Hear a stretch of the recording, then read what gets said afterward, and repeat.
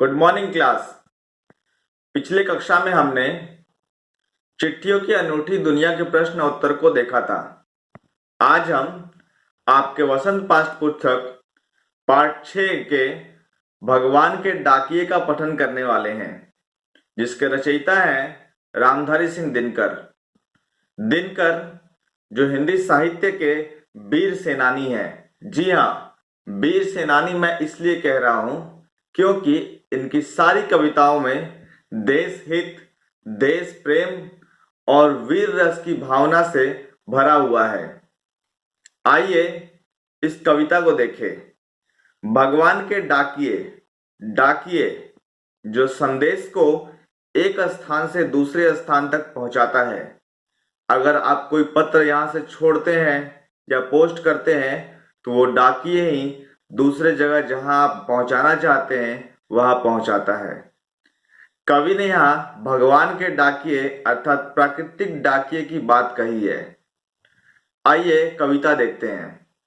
पक्षी और बादल जो आसमान में विचरते हैं अर्थात एक स्थान से दूसरे स्थान में घूमते रहते हैं, जो आजादी से अपने मन मुताबिक आसमान में एक स्थान से दूसरे स्थान तक घूमते रहते हैं, ये भगवान के डाकिये हैं। जो एक महादेश से दूसरे महादेश को जाते हैं अर्थात एक स्थान से दूसरे स्थान को जाते हैं। हम तो समझ नहीं पाते मगर उनकी लाई चिट्ठियां पेड़ पौधे पानी पहाड़ बाँचते हैं अर्थात उसमें अपनी अपनी चिट्ठियों को खोजते हैं, ढूंढते हैं। हम तो उनकी चिट्ठियां चिट्ठी अर्थात उनका संदेश, हम तो उनका संदेश समझ नहीं पाते हैं, परंतु पेड़ पौधे जो ये चूंकि ये प्राकृतिक जीव है, प्राकृतिक वस्तु है, तो पेड़ पौधे पानी पहाड़ सब उनकी संदेश में अपने लिए संदेश बांटते हैं। बादल जब भी आता है तो बारिश लेकर आता है और चिड़िया जब भी आती है तो वसंत ऋतु का खुशबू लेकर आती है।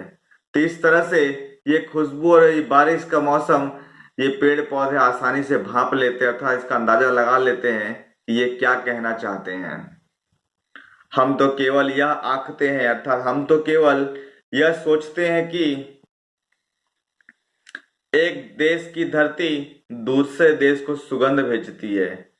हमारी ये सोच होती है कि इन चिड़ियों इन पक्षियों के साथ एक देश की धरती, एक देश अर्थात एक महादेश की धरती दूसरे महादेश को अपनी प्राकृतिक सुगंध भेजती है और वह सौरभ हवा में तैरते हुए अर्थात खुशबू, सौरभ अर्थात खुशबू हवा में तैरते हुए पक्षियों की पांखों पर तिरता है अर्थात पक्षियों की पंखों के सहारे हम तक पहुंच जाता है। तिरता अर्थात तैरते हुए हम तक पहुंच जाता है और एक देश का भाप दूसरे देश में पानी बनकर गिरता है और एक देश का भाप अर्थात वाष्प, जब कोई चीज तरल पदार्थ गर्म की जाती है और जब वो गैस या उष्मा बनकर उड़ जाती है तो ऊपर बादल बन जाता है और वही बादल जब हवा में तैरते हुए दूसरे महादेश को आता है तो फिर वहां पर पानी बनकर नीचे गिरता है, जिसे हम बारिश के रूप में जानते हैं। तो एक देश का भाप अर्थात वाष्प अर्थात बादल दूसरे देश में पानी अर्थात बारिश बनकर गिरता है। तो इस तरह से कवि ने इस पूरे वातावरण को एक प्राकृतिक गिरोह में पिरोया है।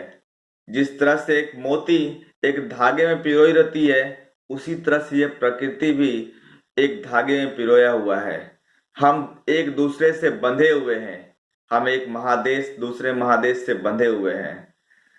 इस तरह कवि ने प्रकृति के माध्यम से एक महादेश एकता की भावना को उजागर हमारे सामने किया है। बच्चे, आज हम यहीं तक करेंगे, अगले दिन इसके प्रश्न उत्तर को देखेंगे। धन्यवाद।